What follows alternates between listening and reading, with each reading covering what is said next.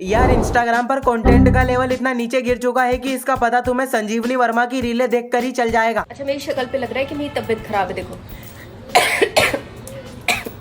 देखा बहन नहीं दिख रही तो बीमार, फालतू की सिंपैथी लेना छोड़ और कंटेंट बना।